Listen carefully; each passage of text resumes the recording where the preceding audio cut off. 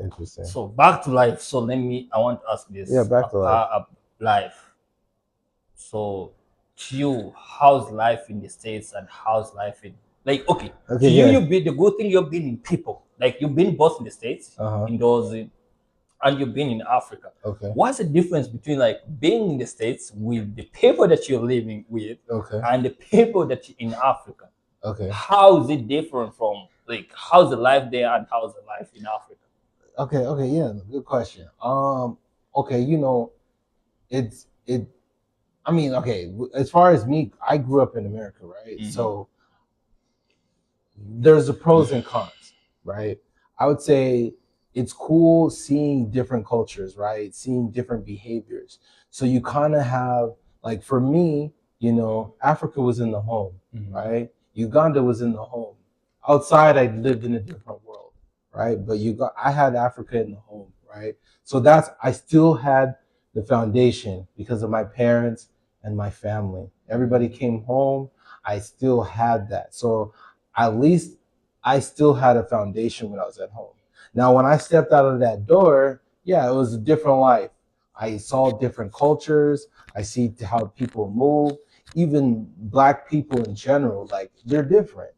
They even know that I'm different when they Yeah. start meeting me and start talking to me and they start seeing my family, right? Like, I don't come from post-slavery in America. My heritage doesn't come from slavery, Yeah. right? So they can identify immediately that I'm different than them, right? But with that being said, I would say, like, coming to Africa and coming here, I love waking up and going outside and everybody looks like me. Everybody looks like me. Like, I remember when I was like, bro, like, I didn't have my first, like, when I was growing up, I didn't have my first black friend until I was like 12, 13 years old. Wow. I didn't have black friends. Not until my first real black friend was until I was 12. So, like, I was hanging out with white kids, Mexican kids, Indian kids, Chinese kids. So then I'm sitting in these classrooms and I'm looking around. I'm like, dude, nobody fucking looks like me. My teachers are not black. Nobody looks like me. And I'm sitting here like, almost, there was a time saying what's wrong with me, but I thank God, by the grace of God, I never got to that point. But I always was questioning, my skin color is different than theirs, right? Until I met my true friend, which I was the best man at his wedding last year. That's my first black friend. And I think when I met my first black friend, that kind of transpired everything else about being around black people and being around even having women, right? Even like the women too, right? So, and then really tapping into my African culture, even in America, because I have African friends now Yeah. in America, similar to me. They don't know the language. So there's actually a lot of Africans like me, right? They have heritage tied back to Africa, but they don't know the language. Their parents didn't teach them the language, and it's a lot in my generation, a lot in my generation, and even the people younger, right? They don't know their language. They don't know. They know only English. They both have African parents, just like me, same thing. So it's interesting how those initial Africans that came to America, like, what was their mentality? Was their mentality like, oh, I'm in America now. I don't want to think about the heritage. Why do my children don't need to know the language? They're in America now. And it's like, I I always felt like, how come y'all, I do sometimes question, right, with like what my parents did, like, in those, I challenge them. It's like, how come you didn't teach me and Brianna those? We should know Luganda. We should know it. It shouldn't. We were gonna learn English regardless. My, my my parents knew English before they came to America. They already knew English, right? So we were gonna learn it regardless. But it's but I'm not even now. It's like, at this point in my age, it's me taking the initiative on learning the language, right?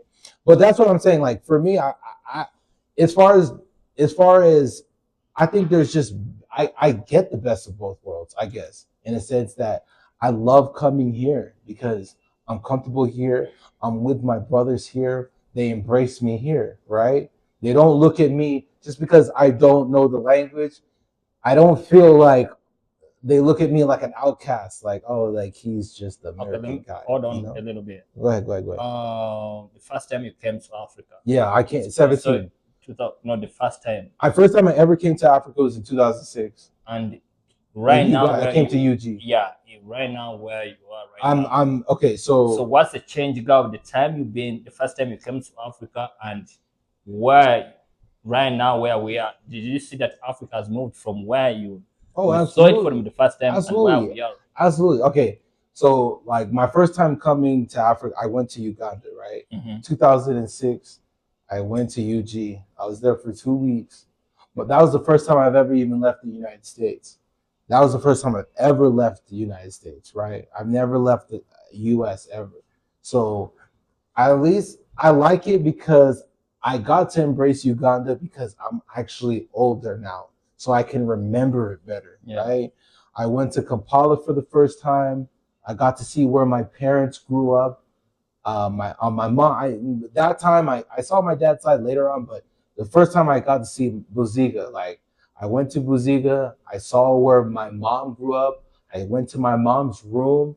I saw where my grandparents. I saw the picture of the kabaka in the living room. When you go into all these different rooms, when you go into different houses in Buziga, you see the kabaka's picture in there.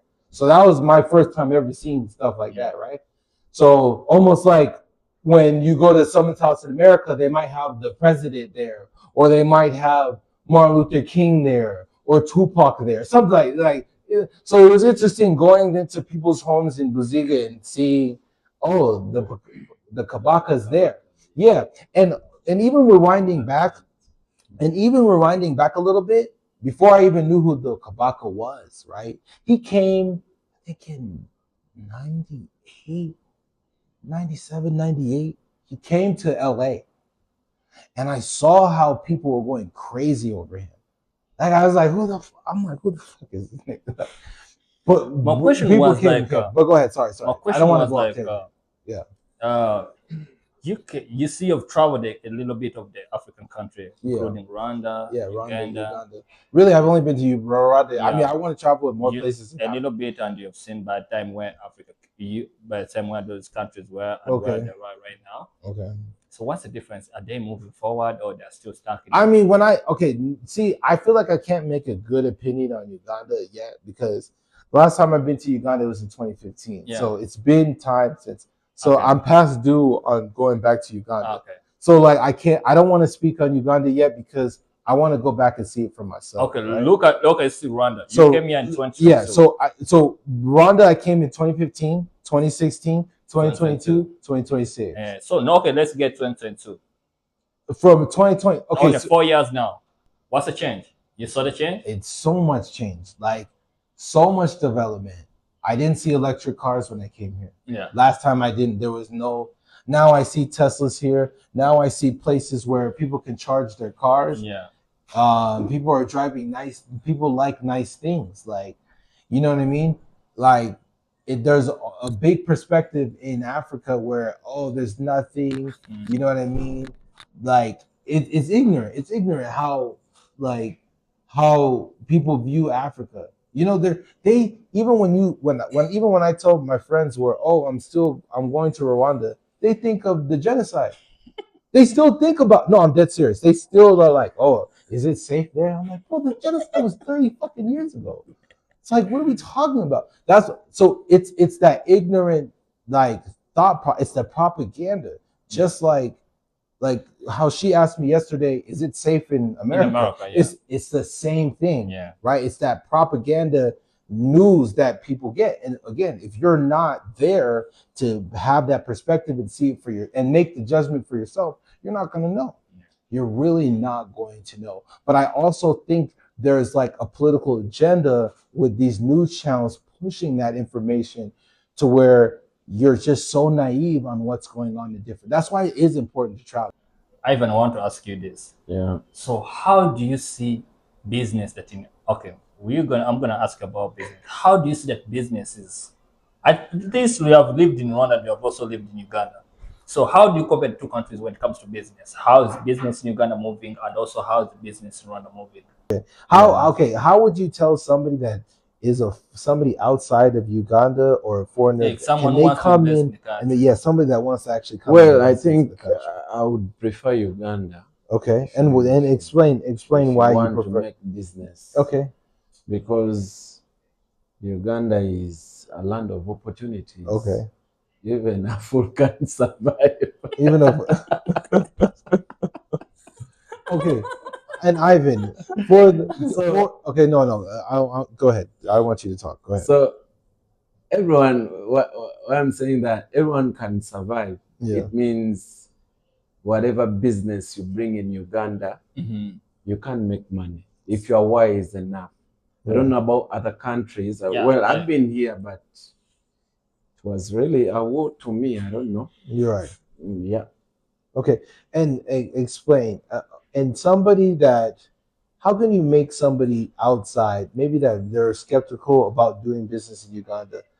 How do you think you could make them feel comfortable doing business in Uganda to where their assets are protected, that nobody's gonna manipulate them, steal from them? What would you say to those people to make them feel comfortable that, you know what, I can do business in Uganda confidently? Well, I don't want to discourage people. Yeah. To not make business in Uganda. Okay. Though I don't want to really encourage them that much. Oh wow. because Okay.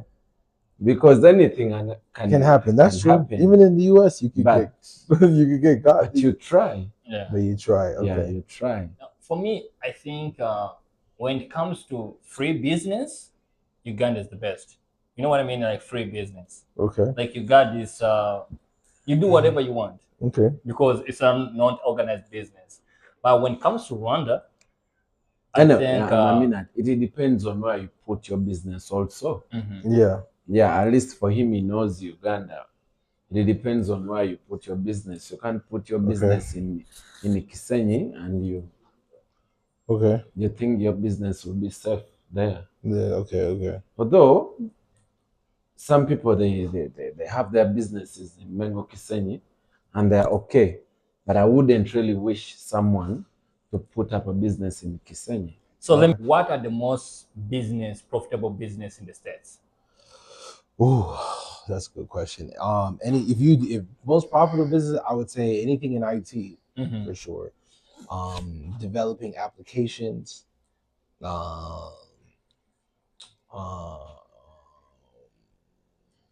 investing in the stock market. Like, I wouldn't say that's business, more investment, but investing in the stock market is good. Real estate, it depends on where you're at. I can't say real estate's the best business in the States, but I would say depending on what state you're at and what kind of capital you have, you can do well. I would say anything in retirement planning, life insurance. I think that's a great business start because it's not so much it's not a lot of risk involved with it. Anything like, starting a restaurant or brick and mortars, those businesses are really becoming obsolete. So anything that you can do online, you could service people on the internet. That's where everything is moving. AI is getting more advanced, so you better have something where that AI is incorporated, because that is where things are going. Because if you're not trying to incorporate AI in your business, intellectual property, that's what that means if anybody's confused. If you're not trying to have AI in your business or incorporating your business, you're going to be behind the curve. So let me ask you, when I was coming in, someone told me something, and I want you to give me opinion about it.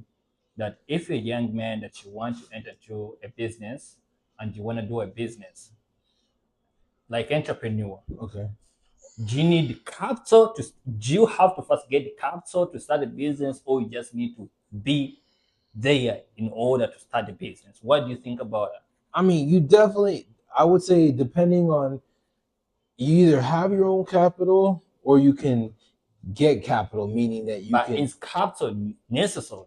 Capital is definitely necessary.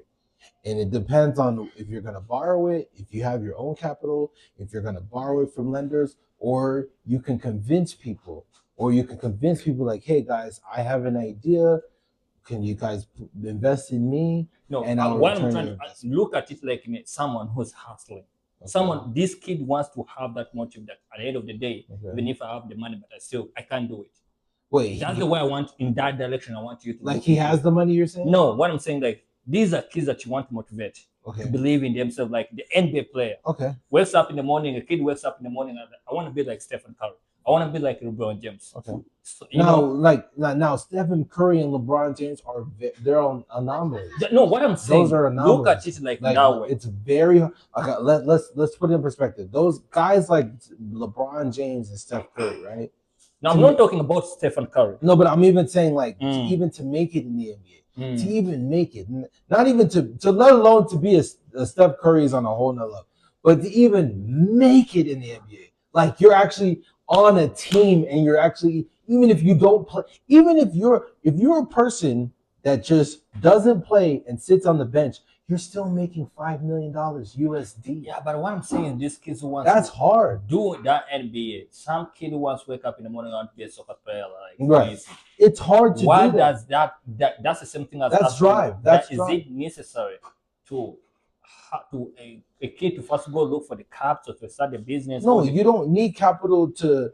I mean, if you're trying to be an NBA player or anything like that, you don't need capital. You just need talent. Like it's the same thing like in business. You just have the business idea, then at the end of the day, figure it out how to bring it to reality. That's true. That's true. I mean? But even in a business entrepreneur, you're still gonna need capital to move the business. Like and that's where you have to sit down and think about, where am I gonna identify the money? Am I gonna get it? Do I have money saved up? Am I going to go to an investor, or am I going to go borrow money? So those are the things that you have to sit down as the entrepreneur and game plan on where you're going to go. Like, am I going to get the money? Do I have the money? If I don't have the money, can I go get investors? If not, can I go to a bank and figure out if I can get it that way? So on the last thing about business, someone asked me, is it true that an entrepreneur person is different from a business person? I think so. Business person, because I feel like you can do business without being a business person. I think an entrepreneur is somebody that's very optimistic, somebody that's ready to take on ideas. You're very versatile, because you can go into different industries. You don't necessarily have to be in one industry, because technically a lawyer can be a businessman. A doctor can be a businessman. You're right? Like a doctor can, like, hey, if I'm gonna provide this surgery for you and or I'm gonna do plastic surgery, like these girls want to get big tits and shit, like that's business. Like, but I'm a doctor and I provide that service to you, right? So I'm doing business, but that necessarily doesn't mean, now an entrepreneur to me is somebody that's gonna take an idea and turn it into real life.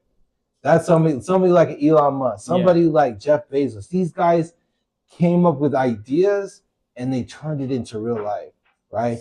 There's that that Nigerian guy, Dangote. Yeah, him. Yeah, it's the richest nigga. Yeah, he's rich, but again, an idea that turned into real life.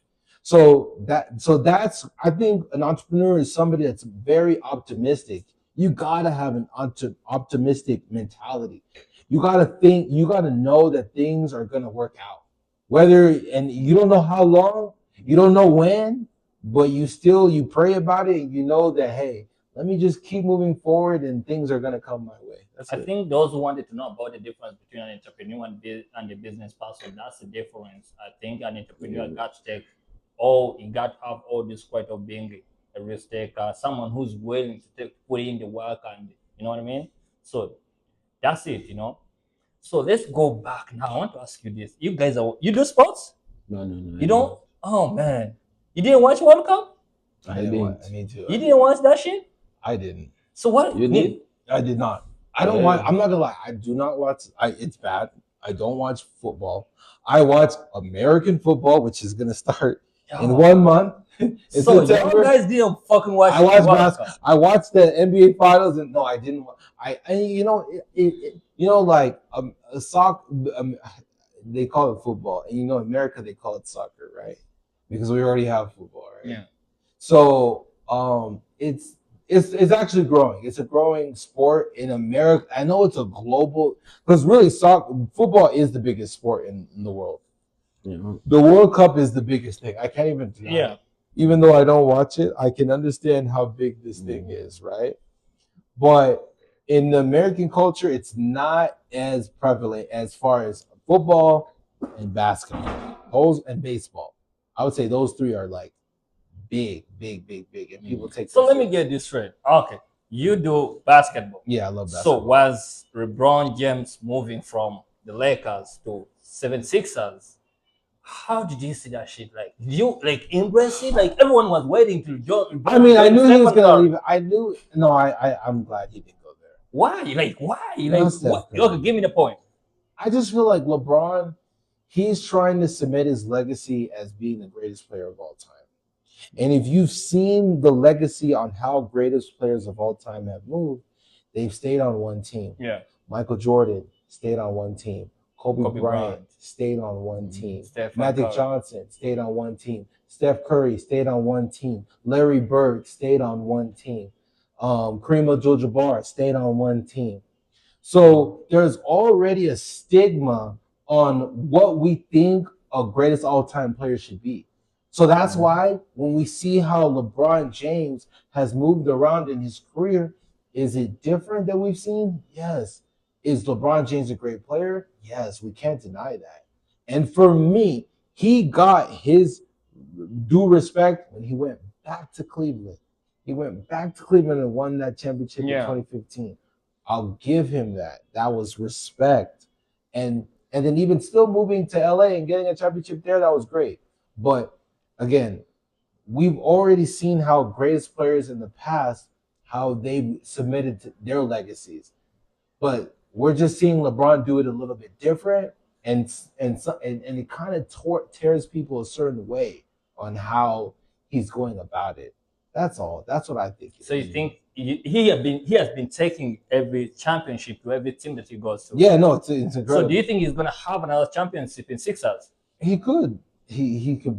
Their team is good. It's a They good. got Embiid. Yeah, no, they got Embiid. They got a good little squad. So you think it's gonna bring that championship to the East Coast? It could. It could happen, but I mean, again, like the Spurs are getting better. The Knicks are good. That Knicks team is no joke, right? Mm-hmm. The Spurs are getting better. The Thunder is still a good contending team.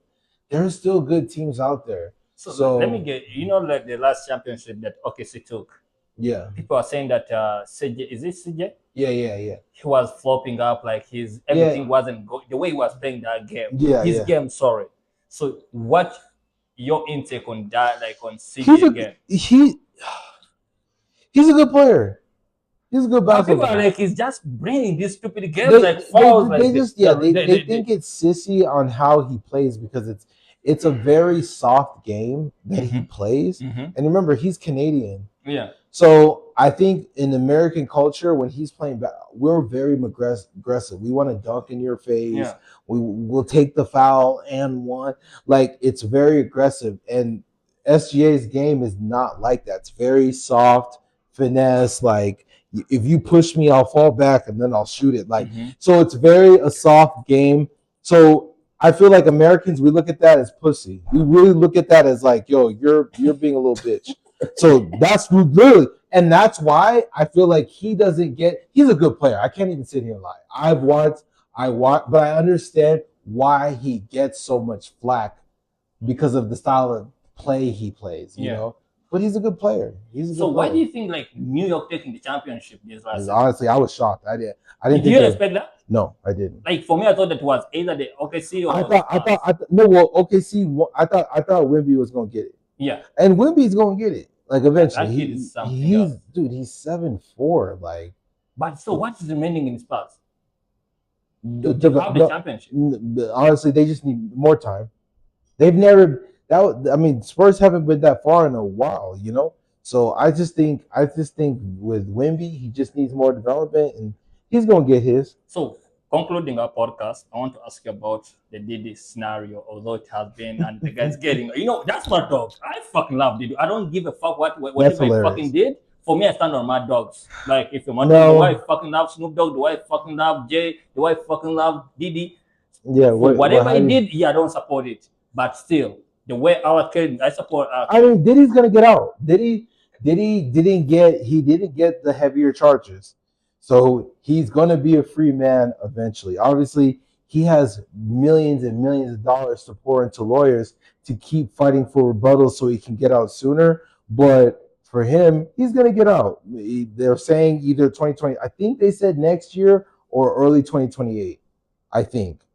I could be wrong, but he's gonna get out eventually. He's not gonna at least be in jail forever. So they're trying to get him on a racketeering charge, and he beat that part. So they only got him on a prostitution charge, which is a very lighter charge, and he should be getting out within a year or two. Okay. Now, as far as the thing about Diddy didn't sell a product. Diddy was a brand. Diddy was a brand. So now, how does he rebrand himself in the market? Yeah, that's a big I'm question. not sure. Yeah. That's going to be the question. Can Diddy just sit back and say fuck it and disappear into let me enjoy my money and move out of the country and no stress? Maybe. But I feel like Diddy's personality, I don't see that happening. It's new looks of Jay, removing his locks, what I mean? Okay. And performing at Yankee Stadium, and you saw how the tickets were fucking expensive. Yeah. How did that, you guys, bro, you the Americans, you know what I mean? I just feel like, Jay-Z is in a weird situation because he's so rich at this point to where he still wants to be tapped in with the culture because he knows the culture is the reason why he got to the level that he's at, right? And so, like the whole Colin Kaepernick thing, kind of going like, kind of brushing off his movement, you know what I mean? Joining with the NFL, NFL is looked at as like corporate white America. Like, why is Jay-Z going against the culture on dealing with these white people that don't give a fuck about black people? Yeah, so he's trying. So it kind of he was able to mediate them. That's why white people like Jay-Z, right? And Jay-Z is about the bag. Yeah, Jay-Z is about the bag. Yeah, so he's definitely about the bag. But I just feel like I think that's what he wants to feel like. He wants to make people feel like, hey guys, I love you guys. I'm part of the culture, but then I'm also like dealing with the one leg in the culture, another leg in someone else. That's literally what it is. That's literally how Jay-Z has it. So people look at him as a two-face, and that's why he wanted to come out and perform because I in a sense he feels like he's losing his aura on why people loved Jay-Z. That's why I feel like he's doing all these. Why Jay-Z doesn't have to do a fucking concert now? Jay-Z doesn't have to do a concert right now. He's old as fuck. Man, so who are top 5 R&B of all times? R&B of all time? Yeah. Shit. I would have to say, okay, Usher definitely. Usher? Usher is definitely okay. My top 5. Yes. I mean, this is probably bad to say. R. Kelly is still my top 5, even though keep him in jail. What he did was terrible. Okay, so that's 2. 3. What else? Who else would I say? Even family. Aaliyah's in my top. Yeah. Aaliyah definitely. Aaliyah 3. 4. I'm an Alicia Keys person too, bro. Alicia Keys is talented, bro. So I'll put her probably 4. 5. I feel like I'm missing people, but Whitney? Huh? Whitney. Whitney's a little bit older generation than me. I'm not gonna lie. Like I like Whitney Houston? I do, but she's a little older, like older generation than me. So I might want to say somebody a little bit my generation. Yeah. I'll say I say Alicia Keys. I might. I feel like I'm missing people, and I'm sorry if I am. I might say Brandy, dog. Yeah. I think Brandy. I think Brandy's another person that was really slept on. Like she was really talented back in the day. So I want to say Brandy. What about hip hop? Ooh, hip hop. See, mine is different. Okay, hip hop. Okay. Top 5 hip hop all time. Mine is very different than people probably would put their top 5. You know me, I'm Nipsey Hussle, so that's one. I would say probably Tupac number 2.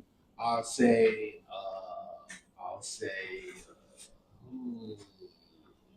Lil Wayne. I'll say Lil Wayne. I'll say 4. I'll Drake. I'll put Drake in my Drake is definitely my top 5. I'll put Drake and number 5. I feel like I have to put another West Coast part. Ooh, it's hard actually. This is a hard. So B.I.G. is not there. Nas. Maybe Nas. Not B.I.G. I'll put Nas over B.I.G. I just feel like B.I.G. didn't have enough. Yeah. He was a great artist, don't get me wrong, but not enough material. He had really only 2 projects. That's it. And I just feel like somebody like Nas has been in the game and he's had way more material. Maybe I'll put Nas. I appreciate you for y'all. Appreciate who? I appreciate Ivan for being here. I appreciate my dog, bro. Thanks so much. And appreciate you for being here on my pod. And guys, these are my dogs. Let's do a nice little cheers. Thanks for the tea, though. I appreciate you, man. I'm running a real estate company in Rwanda. We do sell lands. We do sell, rent properties. You know what I mean? MC Real Estate, and that's it. So if you're willing to support, I'm gonna put my link down so you can hit me up. Give me a call if you want a property, you want house rent. Just make business and make this fucking money for the year. So peace. I love you for watching. Love you. Guys love, dogs love for life.